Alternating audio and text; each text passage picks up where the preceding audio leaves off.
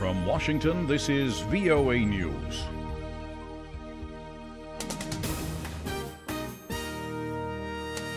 I'm Jonathan Jones reporting. Police in Iraq say a suicide bombing at a popular market on the outskirts of the capital, Baghdad, has killed at least 11 people. Officials say at least 26 others were wounded in the attack, which took place in the Nahrawan shopping area southeast of Baghdad. A security official said 2 suicide bombers opened fire on civilians in the market late Monday, then blew themselves up. The Islamic State terrorist group, claimed responsibility for the attack in a message on its Amaq channel. Myanmar's military chief said he told Pope Francis that there is no religious discrimination in his country, where violence against Rohingya Muslims has been termed ethnic cleansing by the United States. Senior General Min Aung Hlaing said in a Facebook post, "Myanmar has no religious discrimination at all. Likewise, our military, too, performs for the peace and stability of the country."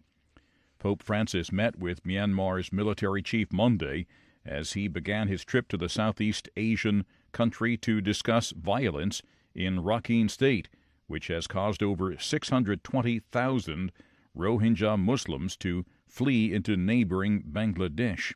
Thousands of Myanmar's nearly 700,000 Catholics traveled to greet the Pope as he landed in Yangon Monday, and more than 150,000 have registered to attend a Mass, he will say, on Wednesday. He is the first Pope to visit Myanmar. He received the military chief at the Archbishop's residence, that is, in Yangon. This is VOA News.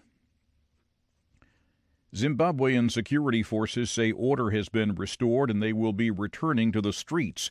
But that announcement was met with fear from many Zimbabweans who remain wary of men in uniform following years of abuses. VOA's Anita Powell reports from Harare. These are words that should calm and reassure. The situation in our country is returned to normalcy. That is police spokeswoman Charity Chiramba, announcing police would return to their beats and conduct joint patrols with soldiers in central Harare, less than a week after soldiers took over security duties during the political upheaval that forced President Robert Mugabe to resign. But in Zimbabwe, where human rights groups have accused the police of shocking brutality, arbitrary arrests, and extortion, these words bring little comfort. Police are so unpopular that the stadium of more than 60,000 people booed loudly when the nation's police commissioner last week pledged loyalty to new President Emerson Mnangagwa during his inauguration.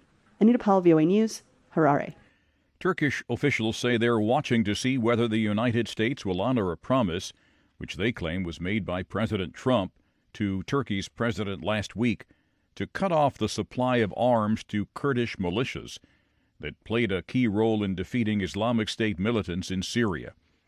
The Turkish foreign minister announced the promise at a press conference shortly after the two presidents spoke by telephone on Friday. He said Mr. Trump clearly stated that he had given clear instructions and that the YPG won't be given arms and that this nonsense should have ended a long time ago. However, a White House statement issued after the call with Turkey's President Recep Tayyip Erdogan was more circumspect.